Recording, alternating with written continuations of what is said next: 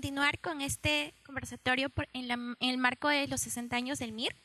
En la primera mesa ya hemos tenido la historia en la cual nos han relatado el contexto, el desarrollo y cuál ha sido cómo se está tomando a este movimiento en esta coyuntura, ¿no?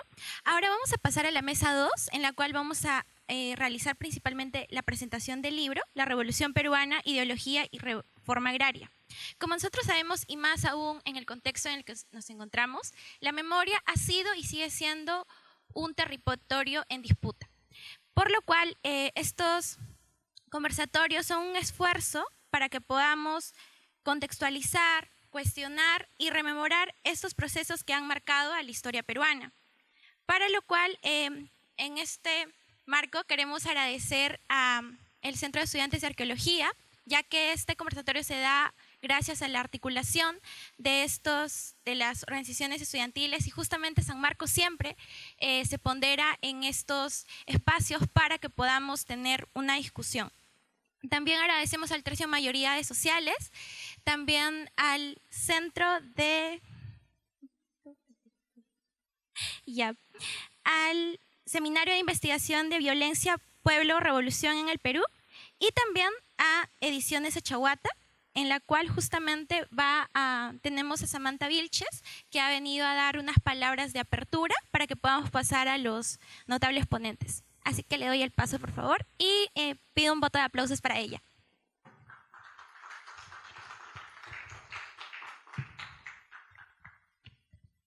Bueno, en primer lugar, creo que hablo por Magda y por César, que en este momento no se encuentran aquí, pero quisiéramos iniciar nuestra intervención con un agradecimiento a los centros que han hecho esta presentación posible. Es la tercera vez que tenemos la oportunidad de estar en la Facultad de Ciencias Sociales de San Marcos, y para Ediciones Achahuata es siempre un orgullo. Pero además es un gesto para afirmar que el futuro de una mejor sociedad está amparado también en la juventud universitaria de nuestro país. La respuesta frente a la represión y a la censura debe entonces ser implacable y una puesta en el escenario del debate de ideas. Precisamente hoy nos reúne la presentación del libro La Revolución Peruana, Ideología y Reforma Agraria de Luis de la Puente, quien vio la muerte el 23 de octubre de hace 60 años. Ediciones Achahuata ha querido reivindicar un legado de un político, intelectual y revolucionario peruano que necesariamente debe ser leído, pensado y discutido. De la Puente rompió el esquema de su tradición familiar para creer en el anhelo por transformar nuestra sociedad. Y aunque nuestro tiempo presente haya cambiado, la necesidad de luchar por un Perú de justicia social se halla más vigente que nunca. Quienes tengamos la oportunidad de leer este libro, encontrarán en él una serie de trabajos que van desde cuestiones de la reforma agraria hasta el llamado a la revolución. Acompañan al conjunto ilustraciones del artista Isaac Ernesto y fotografías, así como unos cuentos revolucionarios. Sin mucho más que agregar, no quisiéramos cerrar nuestra brevísima intervención sin agradecer la presencia de Ricardo Gadea y obviamente a Carmen Galdés, que no se encuentra en este momento, pero ha sido una parte importante porque ha respaldado a Ediciones Achahuata en todo el proceso de censura en el que se ha visto sometida hasta la fecha, desde julio pasado. Pero además, porque tanto Ricardo como Carmen conocen el MIR desde sus entrañas revolucionarias. Gracias a todos, sigamos revolucionando el pensamiento de parte de César y de Revoluciones Achahuata.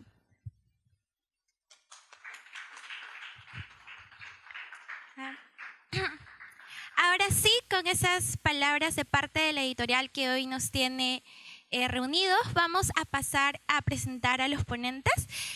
Yo no soy historiadora, pero soy trabajadora social, y algo que siempre valoramos es que haya una mesa intergeneracional para que podamos cruzar esos conocimientos que existen y que justamente necesitamos traer a la mesa, ¿no? Justamente este libro, para la presentación de este libro tenemos a un gran ponente que ya han mencionado muchísimo Sami en la presentación. Tenemos a Ricardo Gadea, que es periodista, escritor. Él ha sido un miembro y destacado dentro del Comité Central del MIR y responsable del Comité Nacional de la Coordinación durante este movimiento. También ha sufrido persecución política y ha sido autor del libro y es autor del MIR histórico Luis de la Puente y Guillermo Lobatón, que ha sido una reciente publicación. Así que le doy el paso, tiene 15 minutos para que pueda comentarnos sobre este libro. Allí.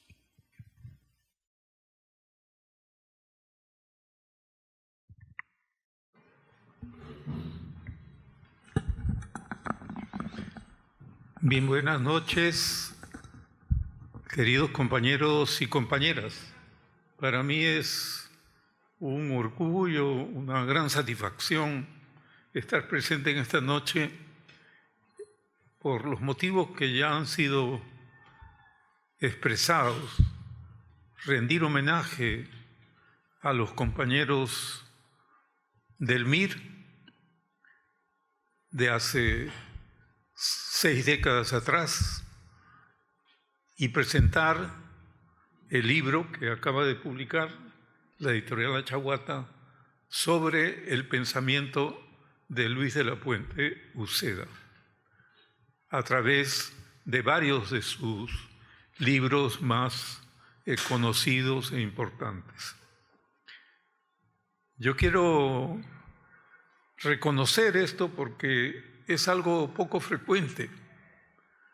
Hemos vivido muchas experiencias en las que, por el contrario, hemos sido perseguidos, aplastados, presos, hemos sido terruqueados, por supuesto, y objeto de discriminación política, inclusive en sectores de la izquierda, porque, claro, nosotros éramos parte de una experiencia en donde el pueblo, los campesinos, con el apoyo de una organización revolucionaria de izquierda, tomó las armas. Y claro, eso es algo que posiblemente viola, ¿no?, los límites del Estado de Derecho. Eso es en realidad algo absolutamente deleznable, porque lo que vemos hoy día en la realidad del país es que se viola el Estado de Derecho, la vigencia constitucional, lo que dice la ley en múltiples aspectos, ¿no?, a través del Congreso, a través de lo que hace la dictadura que rige el país actualmente. Daríamos 1000 ejemplos, no es el momento, pero esto es la razón por la que me enorgullece tanto estar presente esta noche. Yo quisiera contarles que conocí a Lucho de la Puente cuando tenía 20 años en Cuba. Yo ya era una persona con ideas de izquierda, por supuesto, pero no tenía una militancia. Y estaba en Cuba buscando graduarme en una carrera universitaria y de paso conocer la realidad cubana. Pero a mediados del 60 llegó a visitar Cuba Lucho de la Puente por segunda vez, porque él ya había ido antes a un seminario sobre reforma agraria. Y entonces viaja por segunda vez y lo invitan a la Casa de las Américas a dar una conferencia sobre reforma agraria en el Perú. Y entonces así fue como muchos jóvenes latinoamericanos con los cuales compartía inquietudes y algunos peruanos que conocíamos allí en La Habana, pues todos nos juntamos con la gran cantidad de asistentes a la conferencia. Yo nunca lo había visto antes a De la Puente. Tenía alguna información, ¿no?, porque yo tenía interés en ese sector de la izquierda. Mi hermana era dirigente aprista, al dirigente nacional aprista, expulsada, bueno, no expulsada con De la Puente en la Cuarta Convención Nacional, pero fue la única miembro de la Dirección Nacional del APRA que expresó su solidaridad con De la Puente y renunció al APRA para pasarse al APRA rebelde. Entonces, claro, yo tenía una idea quién era De la Puente, pero nunca lo había visto.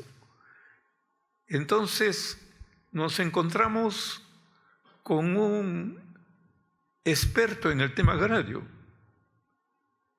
Verdaderamente era un profesional experto en el tema, con una gran vocación campesina, una gran vocación de transformador social, lleno de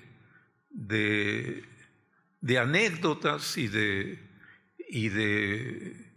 narraciones sobre historias que él había vivido con los campesinos peruanos de distintas partes, ¿no? Luchas en algunas comunidades, luchas de algunas haciendas, ¿no? Entonces fue una extraordinaria conferencia de La Puente. A juicio de todos, se ganó ampliamente el reconocimiento público y también por su radicalidad, porque De la Puente, que en ese momento seguía siendo aprista, era aprista rebelde. Sin embargo, él finalizó su conferencia planteando que lo que el Perú necesita es una revolución agraria y campesina. Y es decir, no solamente la oligarquía en términos generales, sino específicamente erradicar la gran propiedad latifundista, la gran propiedad terrateniente que producía esa situación de explotación terrible que vivían, ¿no?, la mayoría de los campesinos del Perú, que vivían en esas zonas más pobres y explotadas. Eso transmitía De la Puente. Para mí y para los compañeros peruanos y latinoamericanos que estuvimos allí, fue una lección revolucionaria y de pasión por los cambios en ese sentido. Y entonces al terminar la conferencia, nos fuimos a festejar con el mismo De la Puente. Fuimos a casa de mi hermana, que estaba pendiente también, y estuvieron, por ejemplo, Juan Gonzalo Rose, estuvo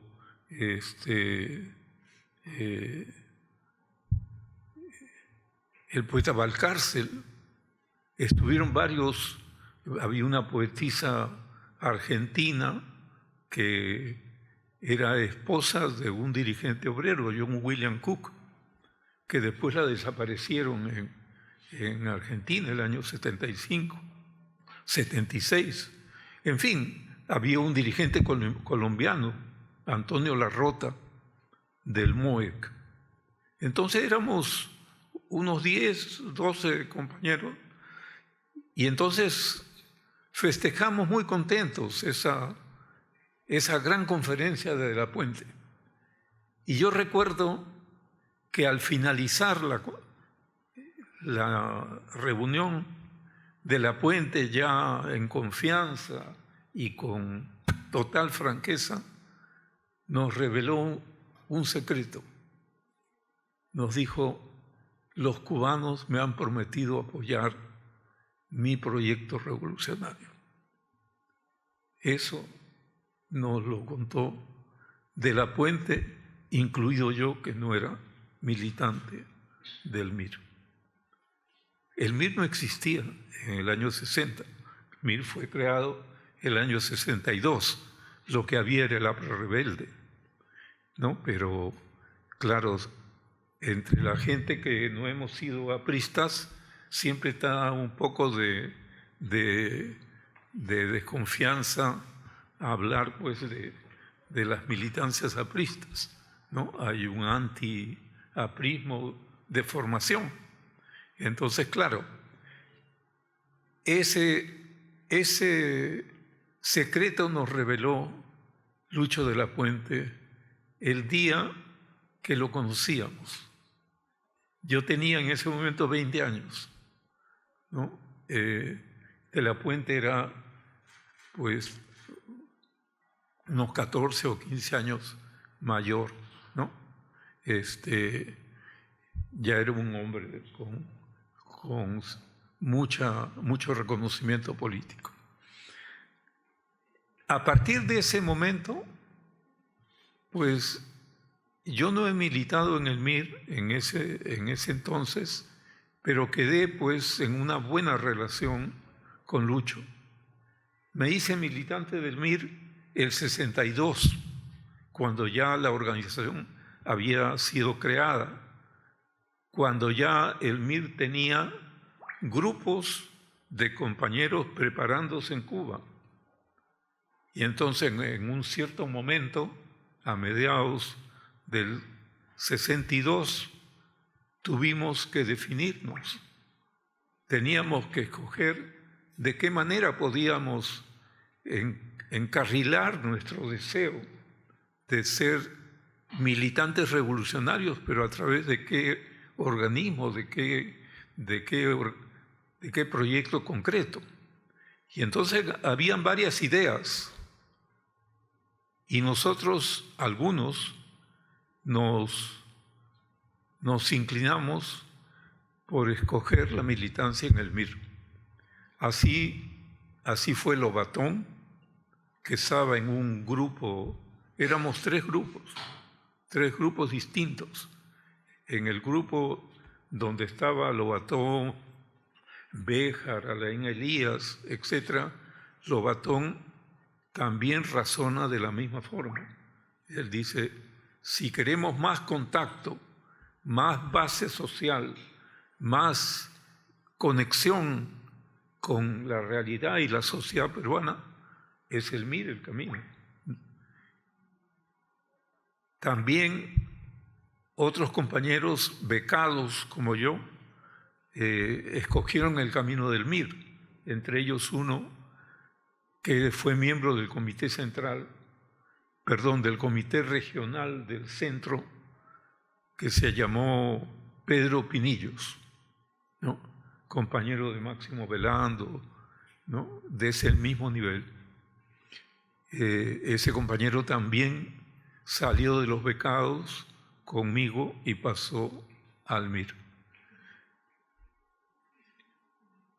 Es así como me incorporo al MIR, y yo luego he militado en el MIR todos esos años hasta culminar diciembre del 70 con la amnistía e indulto a los que estuvimos presos por parte del gobierno de Velasco. Es esta relación la que ha marcado mi vida, ¿no? He podido hacer una militancia larga y en todas las formas imaginables y posibles, una militancia integral que me ha llevado a vivir las distintas experiencias del MIR en lo personal hasta diciembre del 70. Luego yo he continuado militando en el MIR hasta los 80, pero ya de una manera menos protagónica, porque la organización quedó bastante débil, dividida luego y con dificultades para poder hacerse fuerte nuevamente. Por todo esto, compañeros, pues para mí esta es una ocasión emocionante, es un momento de justicia para Lucho y para el MIR. Por supuesto que Estaré atento a cualquier pregunta, cualquier demanda concreta para poder intervenir. Gracias.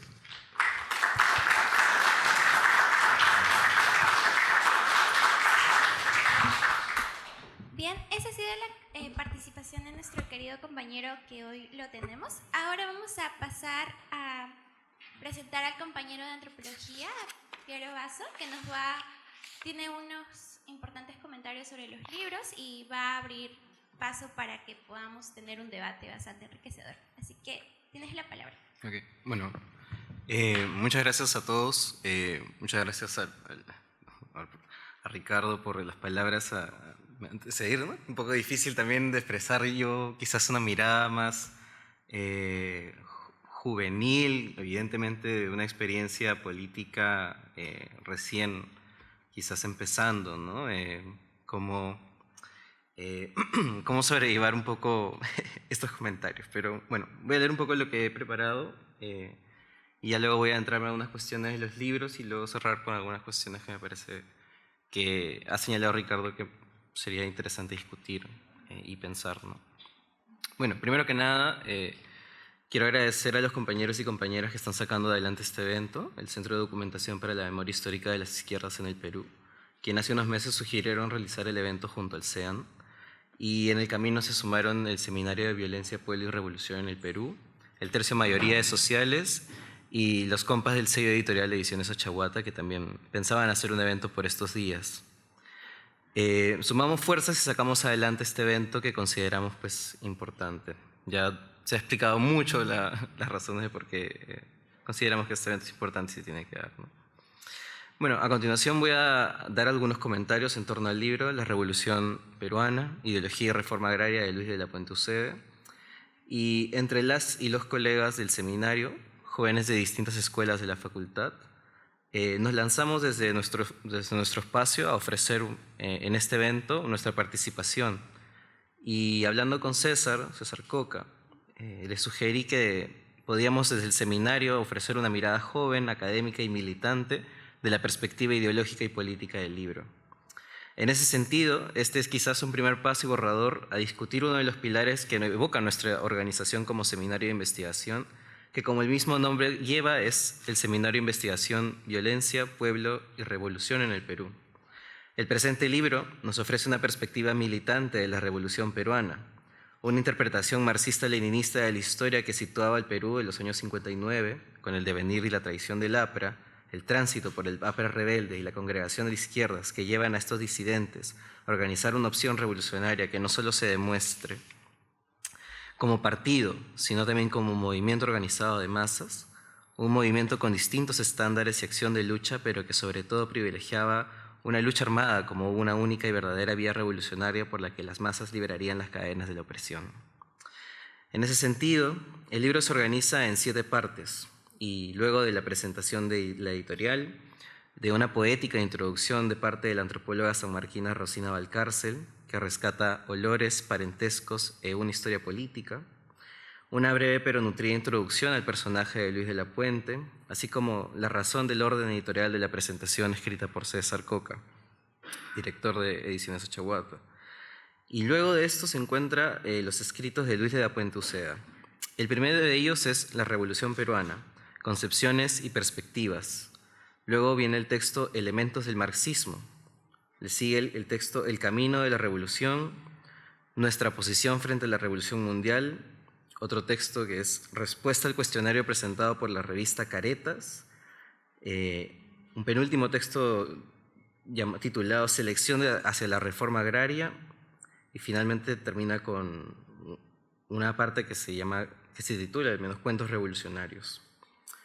Esta amplia selección de textos propone un cuerpo ideológico de amplio bagaje intelectual, pero también tiene un lenguaje sencillo. Y asimismo, también hay momentos en que el análisis cuantitativo de datos se vuelve se vuelve un poco denso el trabajo, pero es por la calidad, creo yo, que hay en la escritura de Luis de la Puente. Yo creo que Ricardo lo dijo muy bien, ¿no? Es un experto, por ejemplo, de la reforma agraria. Voy a mencionar brevemente un poco de cada uno de estas partes, al menos dentro de las cuestiones que más me han hecho repensar dos cosas, ¿no? Creo yo que acá hay dos puntos de partida en cómo podemos pensar este libro, ¿no? Uno de ellos es como un documento histórico. Evidentemente es necesario no solamente recordar, sino también leer los documentos políticos que se escribían y se desarrollaban y se producían desde distintos pues sectores organizados, sean partidos, sean movimientos, sean sindicatos. Creo que la revisión de esos archivos políticos hoy en día pues puede traer lo que muchas veces, y también desde lo que alguna vez en nuestro seminario quisimos armar un pequeño círculo de lectura sobre un libro llamado Las tradiciones revolucionarias de Edgar Straehle, y justamente ello devenía un concepto bien interesante, ¿no?, sobre las tradiciones revolucionarias, y en ese sentido la importancia de pensar o rememorar una tradición revolucionaria como tal, pues se enmarca en esta discusión, ¿no? Se enmarca en pensar cómo se pensaba la revolución peruana, cómo se pensó la revolución en un determinado momento de nuestro país, ¿no?, que es pues a inicios de los años 60. Y en ese sentido, pues hay, como digo, dos formas de cómo ver este documento. Uno como un documento histórico, producido y que debe ser leído también pues como un documento político y como tal. Pero también puedo pensar cómo leemos este documento hoy en día, ¿no? Principalmente cómo yo recibí este documento hace unas semanas, una semana y media más o menos, en las que pues no solamente la situación que evoca Luis de la Puente en su texto en torno a cómo comprende o interpreta el Perú,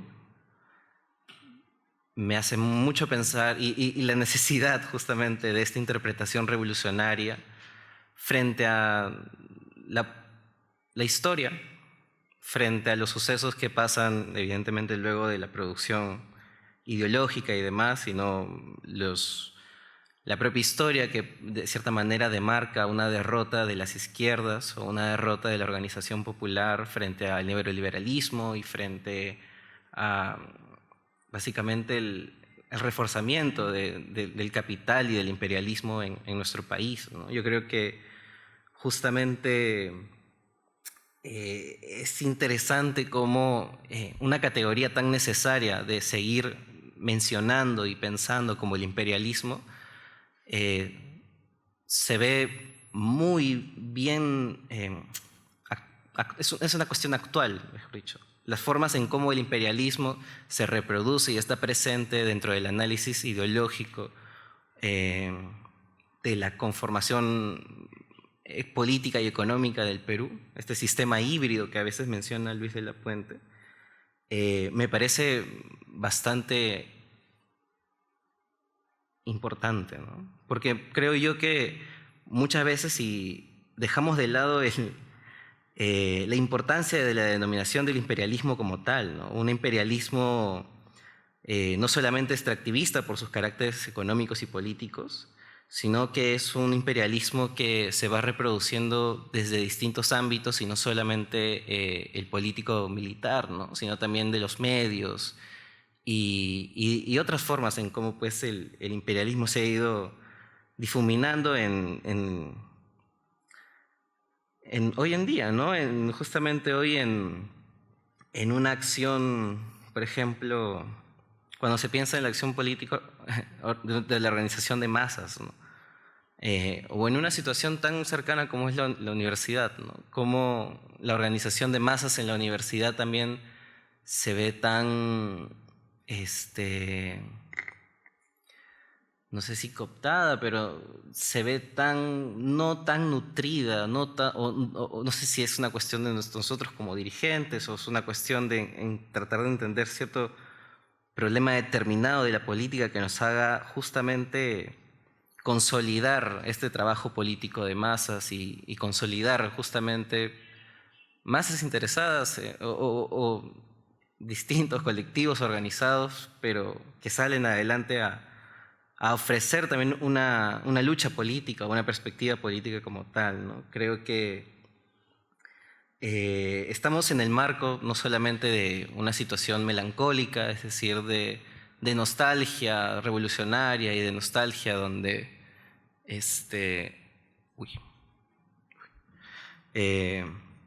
es solo una cuestión de nostalgia, es una cuestión de cómo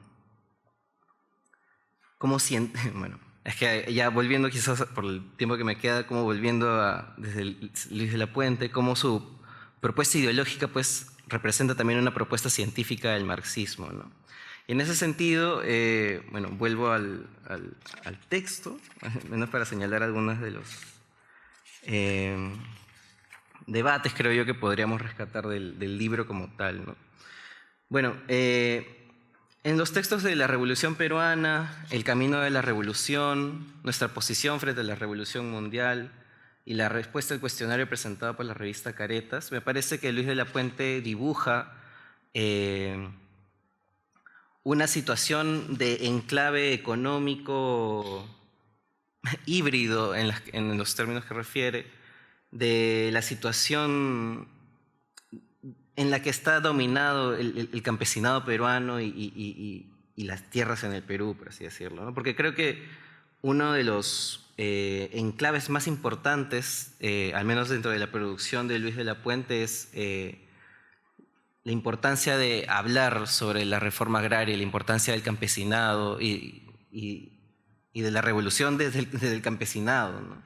Entonces, en ese sentido, es interesante cómo en estos 4 textos hay un enclave geopolítico donde habla mucho, por ejemplo, de cómo está presente la Alianza por el Progreso de Kennedy en los planes, por ejemplo, en antropología siempre mencionamos el tema del proyecto Vicos, ¿no? Un proyecto Vicos en las que justamente en el marco de la Alianza por el Progreso con Kennedy se hacen proyectos de investigación donde se pasaba de la semifeudalidad o de la feudalidad a una cuestión de desarrollo de tierras y desarrollo de mercado interno, ¿no?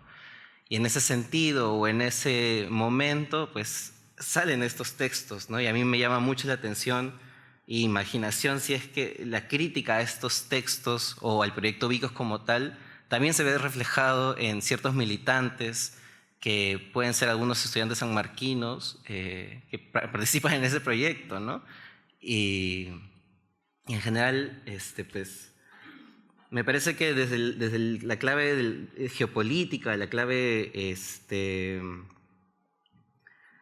me parece que es una mirada muy internacional. Creo que, a diferencia de otras producciones políticas, de las que yo al menos he leído, esta es una mirada bastante internacional y rescato al menos esa concepción de la revolución, ¿no? Una revolución que es también mundial.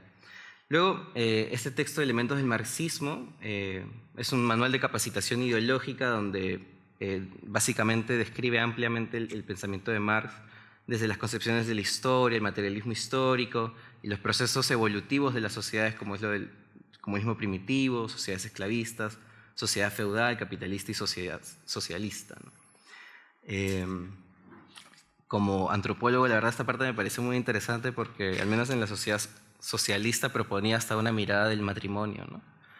Y también como, por ejemplo, dentro de la concepción del matrimonio, claro, pensando en Engels y pensando en la propiedad privada y esto, también menciona la cuestión del matrimonio como una cuestión de monogamia y no monogamia, ¿no? Entonces, eso también me llamó un poco la atención, en donde, claro, la sociedad socialista no es que, claro, el matrimonio no es que no sea monogámico, sino es que es un matrimonio que en general pretende evitar cualquier constricción de opresión entre ambos géneros, ¿no? Pero igual la verdad es que, o sea, y siendo críticos, creo yo, por el contexto del momento, no es que se haya elaborado como tal un discurso de abolición de la opresión de la mujer o un discurso feminista como tal, ¿no? Yo creo que dentro del marco político e ideológico en el que está escrito, pues hace referencia al matrimonio, hace referencia quizás un poco al género, pero es igual una historia o es una mirada patriarcal de la revolución, ¿no? Y eso es interesante porque al menos pues, en la introducción y pues, en la historia del MIR me parece que hay miristas, ¿no? Mujeres miristas que al menos en esta producción no evoca mucho ello, ¿no? Y creo que para futuros estudios y demás, pues sería interesante ver cómo ha sido la composición femenina también de los cuadros políticos en ese sentido, ¿no? Y para cerrar, los dos últimos textos que ya eso sí son los que más me fascinaron. Uno es Selección hacia la reforma agraria en el Perú, un escrito del 57. Bueno, no está... Ahí hay como, no sé si es un error de algunas fechas que hay como tal, porque acá en el texto señalan que es del 57, pero en otro momento de otro texto señalan que es del 62. Pero si es el del 57 se entiende al menos una mirada muy interesante sobre cómo es que se debería reformular el campesinado peruano a partir del desarrollo de la producción capitalista del campesinado peruano, que de cierta manera es una opinión o es una análisis del desarrollo del mercado del campesinado peruano muy cercano al que evoca también de cierta manera la interpretación de Flores Galindo de Mariátegui de su discrepancia con la Comiterm, ¿no? Y en ese sentido me llama mucho la atención que al menos desde esta perspectiva evidentemente allista, influenciada por su militancia aprista durante ese momento, el 57. Otra cosa que me llama la atención de ello es, bueno, tres cosas, ¿no? Uno es la capacidad de analizar geográficamente el Perú. Me parece que su capacidad de analizar geográficamente a partir de la producción, a partir de los niveles de alimentación y en general me parece que es una mirada compleja, geográfica de la realidad, de lo que denominan la realidad peruana. Pero acá quizás también vuelvo a mirar esta mirada quizás como antropólogo, ¿no? Donde evidentemente hay una mirada un poco también paternalista sobre las comunidades indígenas, ¿no? Donde evidentemente yo, y acá creo que también me peleo con varios, no sé si profesores o en general estudios, donde por ejemplo uno entendería, o al menos en antropología, ¿no? Cómo el trabajo de campo pues te dice de cierta manera ciertas verdades, ¿no? que existen en un análisis etnográfico que es estar en el campo como tal, ¿no? En ese sentido, pues un análisis etnográfico como pasó en Ayacucho, como pasaron los trabajos pues iniciales de los antropólogos del Partido Comunista del Perú, Sendero Luminoso, es interesante cómo ese detalle de lo etnográfico evidentemente complementa las ideas epistémicas, por así decirlo, de ciertas personas que al ver esa realidad etnográfica en determinadas zonas, pues puede decir, claro, esos son lugares de miseria que tienen que ser transformados, ¿no? Y evidentemente dentro de un contexto marxista de la transformación social, y que es también evidente la necesidad de una transformación social, se producen, ¿no? Estas ideas, se producen estas necesidades imperativas de cambiar la realidad, ¿no? Y en ese sentido, este texto hacia la reforma agraria es un texto de como 150 páginas, 120 páginas, complejo, de data dura, a comparación de sus otros textos que tiene un lenguaje mucho más sencillo, mucho más, un lenguaje mucho más sencillo. Este es un estudio casi etnográfico de cómo es la situación del campesinado en el Perú, ¿no? Y eso me parece que es un rescate bien importante, ¿no? Y finalmente, la parte de cuentos revolucionarios, ¿no? Creo que lo demás pues, es evidentemente una una producción ideológica, y los cuentos también. Hay cuentos en los que definitivamente pues, la necesidad imperiosa no solamente de ofrecer una narrativa o una historia, ¿no? Que dentro de esa historia me pongo a pensar en la piedra, en este cuento para niños, La piedra rosa, creo que es de Eduardo Galeano, La piedra dorada, donde hay no es una narrativa ni es un lenguaje militante el que se expresa al 100%, ¿no? Yo creo que al menos en estos cuentos revolucionarios hay aún un lenguaje militante dentro de la narrativa expresada, ¿no? Por eso creo yo que de los varios cuentos que hay acá, hay unos cuentos que podrían, entre comillas, ser como cuentos así duros, como podría ser el análisis de elementos del marxismo, ¿no? Que es un texto duro, marxista, donde evidentemente se escribe y demás. Claro, los cuentos como Los dos árboles, Las tres montañas, son un poco textos así, ¿no? Pero hay otros cuentos como El perro guardián, El cascabel del gato, Las dos caras, que también ofrecen otras técnicas narrativas o otras formas en cómo el lenguaje revolucionario, el lenguaje militante, que evoca pues, la ideología del MIR como tal, sí se ve expresado quizás en otras opciones no de una escritura política tan dura, ¿no? Sino utiliza otras metáforas, utiliza otras formas en cómo contar la historia que creo yo hacen no solamente crear una fascinación como podría ser para una historia para niños o niñas como tal, sino que evocan también quizás ese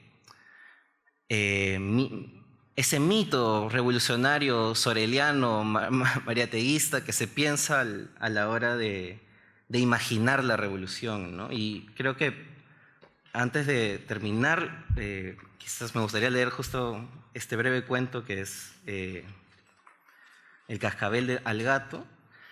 Es justamente pensar en eso, ¿no? Y cómo desde nuestra posición o desde nuestra experiencia como tal, pensamos o repensamos o imaginamos la revolución, ¿no?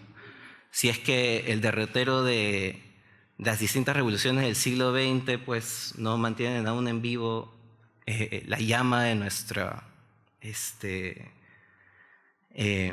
intención transformadora, revolucionaria como tal, creo que al menos en el plano internacional, y acá me guío mucho también de las cosas evocadas desde el MIR en sus análisis internacionales, hay formas, ¿no?, en cómo también esta nueva juventud organizada alrededor del mundo en organizaciones como la Organización Revolucionaria Comunista, la OCR, o que también internacionalmente está como la RCI, The Revolutionary International Communist, son espacios que están reimaginando, repensando la revolución, ¿no? Y en ese sentido, pues, al menos como último momento juvenil o momento en las que, pues, no sé, de cierta manera nosotros vamos a ser las personas que vayan a llevar adelante la vida y demás, me parece que es importante este momento como un momento clave para pensar la transformación social mundial, ¿no? Y voy a cerrar leyendo este cuento, El cascabel al gato, que creo que expresa algo muy, muy importante de todo esto. El cascabel al gato. Cierta vez, los ratones organizaron un congreso muy importante para ellos. Se trataba de discutir la forma de liquidar a un enemigo mortal, el gato. La ponencia principal sostenía que debería colocársele un cascabel o una campana al cuello, de tal manera que, cuando el gato caminara, el ruido que produciría avisara a los ratones y así tuvieran tiempo de esconderse y salvarse. En esta reunión concurrieron delegados de todos los pueblos. Las discusiones eran acaloradas y violentas, los discursos elocuentes y vibrantes. Se acordaban a las víctimas del sanguinario enemigo. Se pintaban los más escalofriantes cuadros sobre su insaciable voracidad. Se hacían los más fervorosos juramentos de terminar de una vez por todas con tal cruel y malvado enemigo. El Congreso se convirtió en una olla de grillos por el entusiasmo y el calor de las intervenciones. En medio de la excitación, el más humilde de los ratoncitos, desde un rincón de la palabra, cuando se conceden, dice: bueno, compañeros, el debate es muy importante, pero yo quisiera saber, ¿quién de ustedes le va a poner el cascabel al gato? Un largo y apagado murmullo siguió a su interrogación. No querían encontrarse las miradas. Se entornaban los ojos, se agacharon las cabezas, se mordían los labios, los lenguaraces. Fue imponiéndose el absoluto silencio en la sala. La pregunta había fulminado como los rayos a los presentes. Fracasó el Congreso. Igual ocurre con la revolución. Hay muchos revolucionarios que han prostituido la palabra revolución, que a fuerza de repetirla han olvidado o cambiado su verdadero sentido, que apenas les sirve para emitir un sonido de discurso o gastar papel entintado en sus comunicados.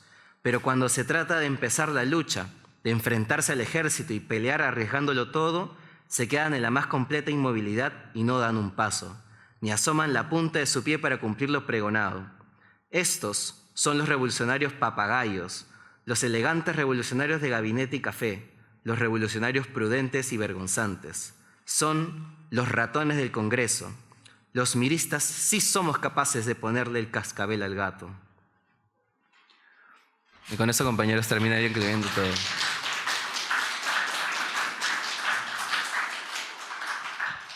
Muchas gracias a ambos ponentes. Con esas valiosas participaciones abrimos el espacio al público para que puedan plantear sus preguntas. Por favor, levanten la mano. Por allá tenemos uno.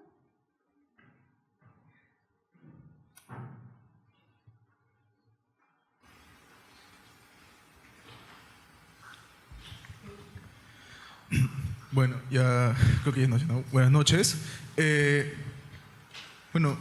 Contar con la participación del señor Ricardo es fascinante porque estamos hablando, ¿no?, de alguien que fue parte, ¿no?, integral de este movimiento y que sin duda alguna puede dar nos da, ¿no?, una perspectiva más desde adentro, ¿no?, de este grupo. Entonces, y justamente por acá es como que quiero yo un poco hacer mi pregunta, más que nada. Es en relación a cómo el MIR, digamos, concebía, ¿no?, a todo el fenómeno revolucionario que está viviendo, ¿no? Señaló un poco, ¿no?, la cuestión en Cuba, así que, bueno, creo que se puede extraer un poquito cierta idea, ¿no?, de lo que pensaban respecto a la revolución cubana, pero también qué pasa, qué pensaban, ¿no?, de otros fenómenos, ¿no? Por ejemplo, el caso de México, porque sabemos, ¿no?, que la revolución mexicana fue bien influyente, ¿no?, dentro de la construcción del APRA en sus inicios, y cómo ya para los años 60 ya había degenerado, ¿no?, un movimiento o un partido bajo el PRI que era más reformista. ¿Qué posición tenía, ¿no?, de la relación con la URSS? Porque, bueno, la Cuba de Castro siempre tuvo una muy buena relación con la Unión Soviética, pero también el choque, ¿no?, el cruce o conflicto que hubo justamente con otro movimiento revolucionario relevante a nivel mundial, que era la Revolución China, ¿no?, el propio cisma sino-soviético, y cómo se vio esto, ¿no?, en Perú con los pequineses contra los moscovitas, ¿no?, cómo el MIR concebía también estas disputas, ¿no?, y cómo planteaba su situación dentro ya de su acción revolucionaria, ¿no?, y a su vez cómo el MIR se concebía a sí mismo dentro de todo este fenómeno de la revolución a nivel regional y mundial, sé que también tenían esa postura, claro.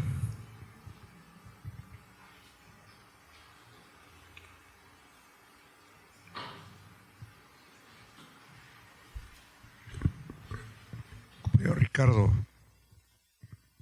¿podría de manera muy simple y sencilla, finalmente, qué hizo para que usted inclinara la balanza y se hiciera militante del MIR y asumiera las responsabilidades políticas que eso implicaba?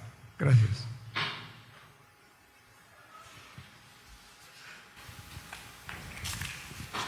Sí, yo también quería preguntarle a Ricardo, bueno, él comenta esta historia que conoce a De la Puente en Cuba. Yo pensaba que era agrónomo, pero acá me dijeron que era abogado, ¿no? En esa época, entiendo, todavía el derecho sentía más vínculos con la economía de los que ahora puede sentir, aunque hay muchos abogados que les encanta justificar el modelo neoliberal, así que sigue habiendo ese vínculo, pero no sé si podrías profundizar en cuáles eran los referentes de la Puente UCEA en términos políticos, algunas personalidades o algunos profesores de la universidad. No sé si estudió aquí en San Marcos o dónde estudió. En Trujillo, perdón, gracias compañero. Entonces, sí, ¿cuáles eran los referentes que él tenía, ¿no?, dentro de la organización y quizás dentro del APRA, ¿no? Porque esta necesidad de hacer un diagnóstico tan preciso, como dice Piero, ¿no?, de toda la situación económica, de la reforma agraria, de dónde venía esa preocupación, ¿no? ¿Cuál era, de dónde había bebido o con quiénes había discutido y conversado para tener esa preocupación, que en realidad es una preocupación antigua en la gente de izquierda, ¿no? Este modelo híbrido del que hablaban, de cómo es el Perú y cómo tiene esta economía un poco dual, no lo sé, ¿no? Pero, y no sé si también, creo que su hermana era economista, algo así me han dicho, no sé si ahí también encontraron un diálogo ellos o qué puede contarnos un poco más sobre eso. Gracias. Listo, lamentablemente por temas de tiempo vamos a tener que cortar ahí. Yo sé que ha despertado muchísimo interés y preguntas de parte del público, pero vamos a ir avanzando con esas 3 preguntas. Le doy el paso a Ricardo, por favor, para que pueda responder las 3 interrogantes. Bien. Si es que se les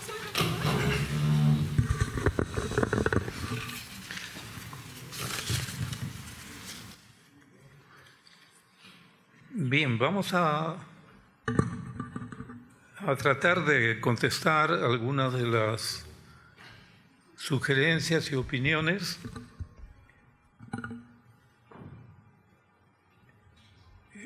En primer lugar, sobre la política internacional, porque efectivamente la época del MIR 62 en adelante es la época en que el campo socialista se fractura.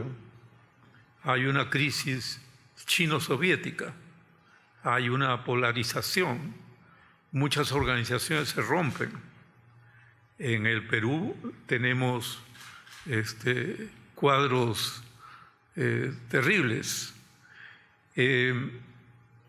Pero en el MIR eso fue tomado con suma inteligencia por parte de Lucho de la Puente y la dirección. Yo no recuerdo que hayamos tenido una política, digamos, de acuerdos para salir del paso. Simplemente los acuerdos que tomamos serán los acuerdos defendiendo nuestra posición y tratando de crear las mejores condiciones para poder llevar adelante nuestras propuestas. Y nosotros considerábamos que lo mejor para desarrollar un proyecto, una lucha revolucionaria en un país como Perú, era pues que hubiese una unidad y un consenso en el movimiento comunista y revolucionario internacional. No parece, ni parecía en esa época, lo más conveniente romper, disgregar, desintegrar lo que estaba unido para poder hacer una revolución. Al revés, una revolución lo que necesita es que haya pues el más amplio consenso y a que haya una unidad a la que se pueda recurrir. Fíjense, en ese sentido, De la Puente fue genial, por decirlo menos. Yo creo que hasta entonces y desde entonces ninguna organización revolucionaria peruana ha tenido simultáneamente relaciones con Cuba, con China con Vietnam, con Corea del Norte. Y además no teníamos una especial relación con la Unión Soviética, pero cuando comienzan las acciones aquí, nosotros hemos comunicado a toda la izquierda. Nos hemos reunido con cada uno de los partidos que existía el 65 y hemos llegado al acuerdo máximo posible con cada uno de ellos. Y con el Partido Comunista, desde el Prado, hemos llegado al acuerdo de que como ellos no tenían dinero y recursos para poder apoyarnos, es lo que decían, porque estaban muy debilitados por la escisión con bandera roja, entonces lo único que ellos iban a darnos era los contactos con la red de información pública del campo socialista vinculado a ellos. Fíjense, hasta eso se podía hacer. Nosotros no teníamos ningún problema, por supuesto, con las limitaciones del caso. Entonces, para nosotros lo importante era que Cuba no rompiera con nosotros, que China no rompiera con nosotros, que Vietnam y Corea nos vean como una fuerza unitaria.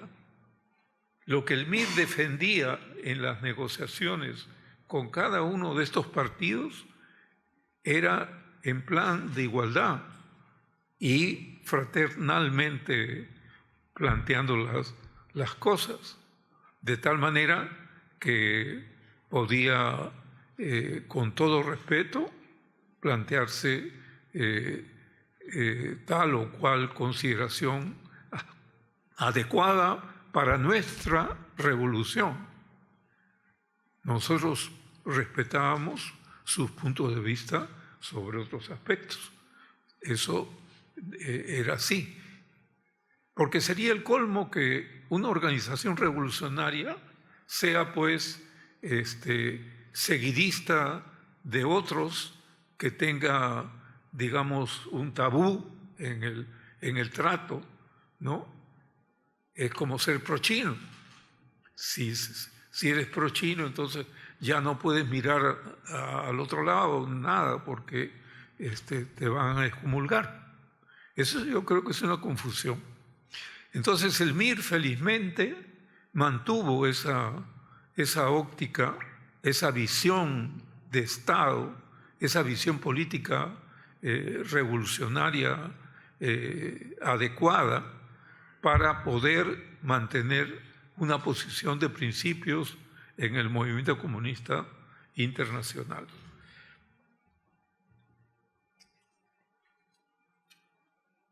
Yo creo también que debemos reconocer una cualidad extraordinaria de Luis de la Puente. Él no solo era un escritor, nos destacó fundamentalmente, no dejó de destacar, pero no destacó principalmente por los textos que escribió. Los textos que escribió en su casi totalidad están aquí. Y estos textos son textos surgidos al calor de la lucha revolucionaria y política en determinados momentos de la historia peruana. Faltan algunas cosas, por supuesto. Falta, por ejemplo, la moción que presenta de la Puente a la Cuarta Convención Aprista, por la que expulsan a de la Puente y a todo el grupo. Eso era importante porque era la ruptura con toda una vertiente histórica de la izquierda peruana, ¿no? Era cambiar de época, ¿no? Y eso lo escriben, ¿no? Básicamente de la Puente en consulta con algunos compañeros, pero básicamente de la Puente. Digo que De la Puente no destaca principalmente por sus textos. Yo creo que De la Puente debe destacar y destaca por su sentido práctico de líder y dirigente revolucionario. Eso es De la Puente.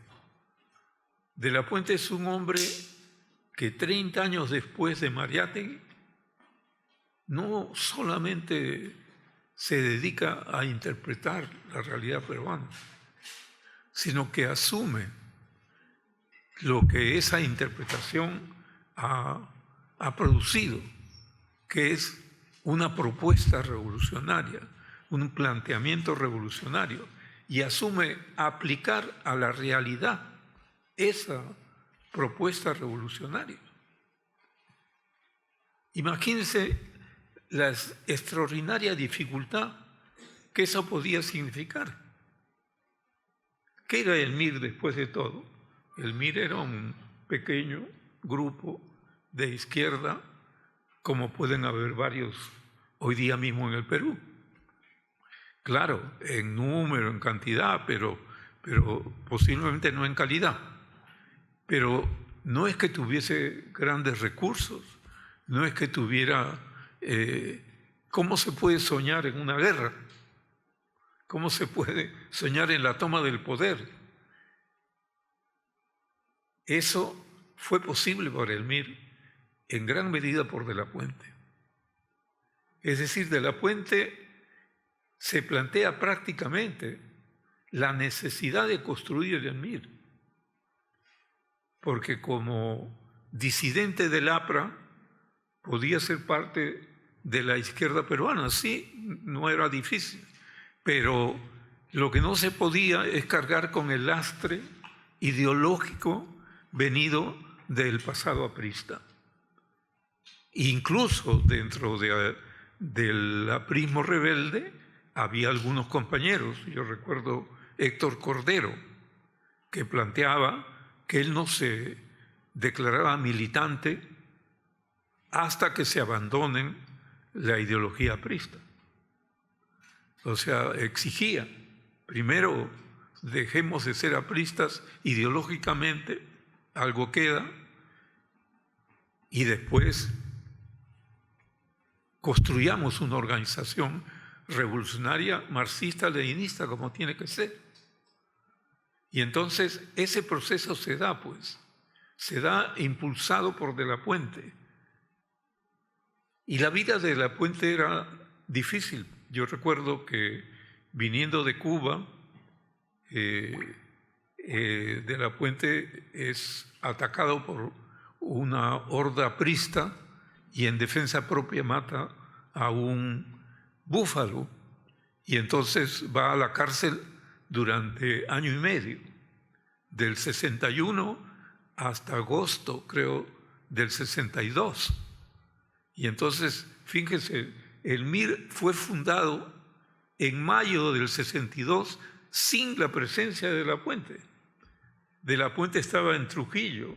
El MIR fue fundado en Chiclayo, pero no por eso deja de ser el elemento fundamental para construir una estrategia revolucionaria hacia la toma del poder. Es el MIR el que permite la formación de cuadros. Es el MIR el que permite que otros militantes, fuera de los que surgían del aprismo rebelde, haya también compañeros que se entusiasmen con el MIR y que se incorporen al MIR. El mejor ejemplo, Lobatón. Lobatón, subsecretario general, que se ganó totalmente la confianza de todo el MIR y lo demostró hasta el último instante, pues Lobatón nunca había sido aprista. Lobatón fue dirigente de una huelga estudiantil en San Marcos, en esta universidad, el año 52. Y por eso fue condenado por Odría. Fue condenado a año y medio de cárcel. Estuvo en el frontón la mayor parte del tiempo, y al salir en libertad fue enviado por una organización de estudiantes universitarios a una beca a Alemania Oriental, ¿no? Entonces, fíjese, ese Lobatón, que sabía hablar varios idiomas, que tenía una cultura enciclopédica, que era un hombre destacado en París, donde finalmente se gradúa y se destaca, donde escribe un libro sobre que se llama Manifiesto para la Revolución Peruana, planteando la necesidad de la guerrilla en Perú, justamente en esos momentos. Ese Lobatón es ganado por De la Puente para el MIR. Y De la Puente, al momento que sale de la prisión, primero que todo va a la convención y se entrevista con Hugo Blanco. Y establece ciertos acuerdos, ciertas coincidencias básicas. Va a Cuba,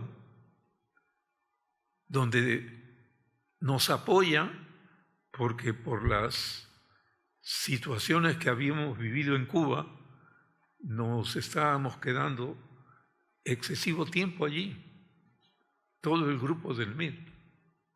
Y entonces De la Puente interviene en las gestiones para crear una solución a ese problema.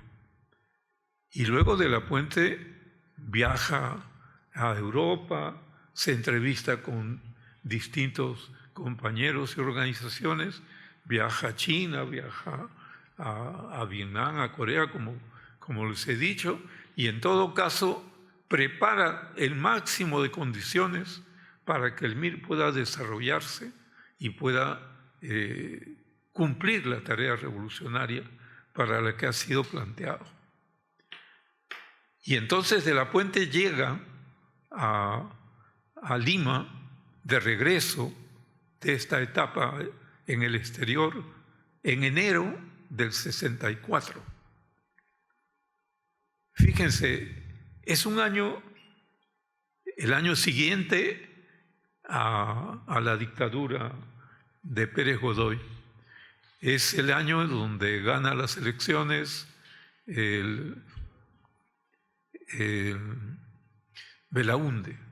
No, es el año siguiente a Belaúnde, perdón. Es el año donde el MIR ya tiene la capacidad para plantear una alternativa concreta frente al gobierno que está incapacitado de hacer las reformas por las que ha recibido el voto popular. Es decir, no hay capacidad de Belaúnde para vencer al Congreso. El Congreso está en las manos del APRA y de la Unión Nacional Odrista. Y en ese momento el MIR ya tiene la capacidad para plantear una táctica, una propuesta. Lo que plantea es muy concreto, lo que dice en febrero del 64, en el discurso en la Plaza San Martín, la unidad de la izquierda para tomar la cabeza del movimiento revolucionario popular, que es el único que puede emprender el camino de la transformación nacional, democrática, agraria, en camino a una nueva sociedad. Eso lo plantea ya en febrero del año 64, porque en ese momento Belaúnde está trabado por el control que tiene la derecha del Congreso. Entonces no hay posibilidad de que aplique las reformas. Y es esto lo que permite al MIR en un siguiente momento crear los grupos armados en el campo. Esos grupos armados en el campo se constituyen en junio del 64 y están en el campo un año, hasta junio del 65. Y tienen un desarrollo, tienen una experiencia. Es decir, todo un proyecto que comienza a funcionar dirigido a la toma del poder político. Es decir, les reitero todo esto para argumentar que la cualidad fundamental de Lucho de la Puente era su capacidad práctica, su capacidad de liderar procesos de cambio revolucionario, pero haciéndolos. Esto es algo que no había tenido la izquierda peruana. Y es por eso que ese pequeño grupo de militantes del MIR, pues emprende una empresa histórica y de carácter internacional. Es decir, no es poca cosa. Y marca una época. Derrotado militarmente, aún así, el programa del MIR es asumido parcialmente por los militares de Velasco. Nuestro programa decía nacionalización del petróleo, nacionalización del cobre, decía reforma agraria, y la primera bandera, cierre del Congreso. Todas estas cosas son copiadas literalmente y asumidas por el gobierno militar de Velasco Alvarado, a pesar de las contradicciones internas que había en ese gobierno, porque Velasco y los militares reformistas eran unos, pero había otras corrientes al interior que hacían lo imposible para combatir toda posibilidad de alianza con sectores de la izquierda. Entonces, yo creo que eso es lo que hoy deberíamos poner en claro, destacar esa capacidad extraordinaria de Lucho de ser un hombre de acción. Un hombre de acción que marca una época. Ya también podríamos decir que pasó con la izquierda después. Bueno, al margen de las muchas fallas que podamos tener, pues hacen falta hombres como Lucho de la Puente. Porque si no, no se trata simplemente de reunirse y aumentar el número de fieles a cierta literatura, sino se trata de construir poder, ¿no? Poder revolucionario en el seno del pueblo. Y eso es algo bastante complicado. Yo quiero destacar esto y añadir solamente que, claro, Lucho tuvo personalmente muchas ventajas y desventajas también, ¿no? Lucho tuvo una cuna oligárquica, es la realidad. Lucho era hijo de una familia dueña de una gran hacienda en La Libertad, ¿no? La hacienda Julcán. Julcán hoy día es una provincia de La Libertad. La familia Lucho era dueña de Julcán. Y ese hecho que podía uno pensar que predisponía a que Lucho fuera un firme defensor de la oligarquía, produjo un efecto contrario. Lucho, desde que estaba en la secundaria, ya era un joven aprista, ¿no? Y que el APRA en ese momento era antiimperialista y antioligárquico, ¿no? De la Puente fue así toda la vida.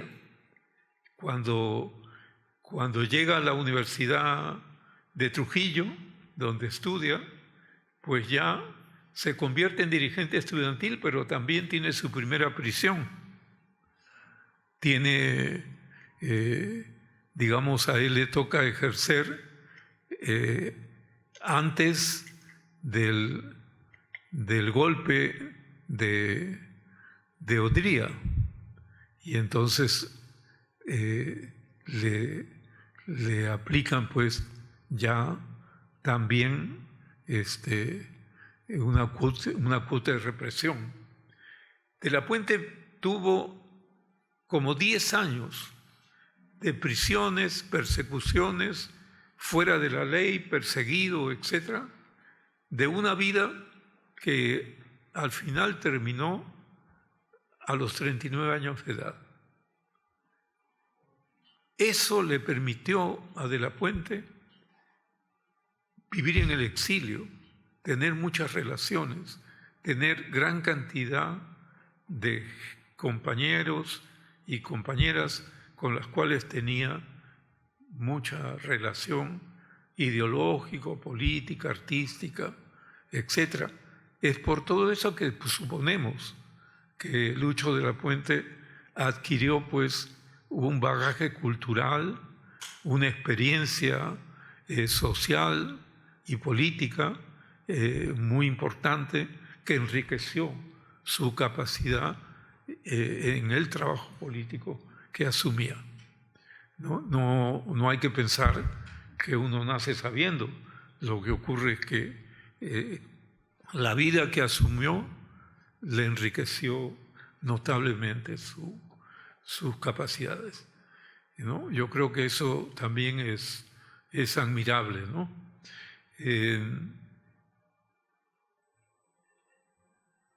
Yo creo que lo dejamos allí. No Sí, sé, justamente ya estamos no sé si en hay el alguna tiempo. otra. Muchísimas gracias por esas respuestas que han sido bastante